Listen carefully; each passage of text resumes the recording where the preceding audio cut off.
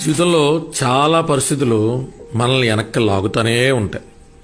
అవి మన ఆర్థిక ఇబ్బందులు కావచ్చు, కుటుంబ సమస్యలు కావచ్చు, వ్యక్తిగతమైన సమస్యలు కావచ్చు, కారణం ఏదైనా కావచ్చు, ఎప్పుడూ బలంగా మనల్ని కింద పడేయడానికి లాగుతూనే ఉంటాయి. అప్పటిదాకా మన అనుకున్నోళ్ళు, మనతో ఉన్నోళ్ళు మన చుట్టుపక్కలే ఉంటూ ఎందుకో తెలియని ఒక ప్రేక్షక పాత్ర వహిస్తారు తప్ప ముందరకొచ్చి చెయ్యిచ్చి బయటపడేసేటువంటి ప్రయత్నమే చేయరు. వాళ్ళు ఏమన్నా చేస్తారేమో అని మనం ఆశగా చూసి అక్కడే నిశ్శబ్దంగా ఉండిపోవడం తప్ప ఒక్క అడుగు కూడా ముందరకేసేటువంటి అవకాశం ఉంటుంది. ఇక జీవితం అయిపోయిందేమో, ఈ సమస్యలోంచి బయటపడడం చాలా కష్టమేమో, ఇక జీవితం చరమాంకంలోకి వచ్చామేమో అనుకున్న క్షణం ఒక్కసారి కాస్త ఓపిక తెచ్చుకుని మనమే ఇది మన యుద్ధమే అని ఒక్కడుగు ముందరకేసే ప్రయత్నం చేయాలి. ఆ ఒక్కడుగుతో ఒక్కసారిగా మనం బయటపడిపోవచ్చు. కానీ ఆ ఒక్కడుగుతో మనలో మిగిలి ఉన్నటువంటి నిద్రాణమైన శక్తి ఇంకాస్త ఎదరకు కల్పిస్తూ ఉంటుంది.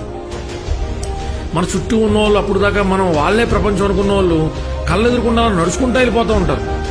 మనల్ని ఒంటరిగా వదిలేస్తారు.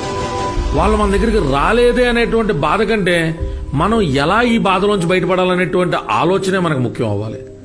కొంతమంది మన మీద ఉన్న ఇష్టంతోనో విశ్వాసంతోనో సాయం చేద్దామని ప్రయత్నించినా వాళ్ళలో ఉండే భయం, వాళ్ళకున్న పరిస్థితుల్లో వాళ్ళను కూడా ఒక్కడికి కూడా ముందరకేనవు. కొంతసేపు చూసి చూసి వాళ్ళు కూడా వెళ్ళిపోతారు.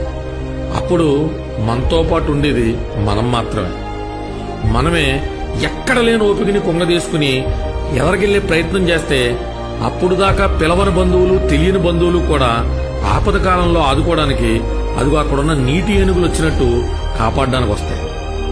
ఎంత కష్టపడుతున్నారే, మనం ఒక అడుగు ముందరకే సాయం చేద్దామని ఖచ్చితంగా భగవంతుడు అటువంటి కొత్త బంధువుల రూపంలో మనకి సాయం అందించడానికి ముందరకు వస్తాడు.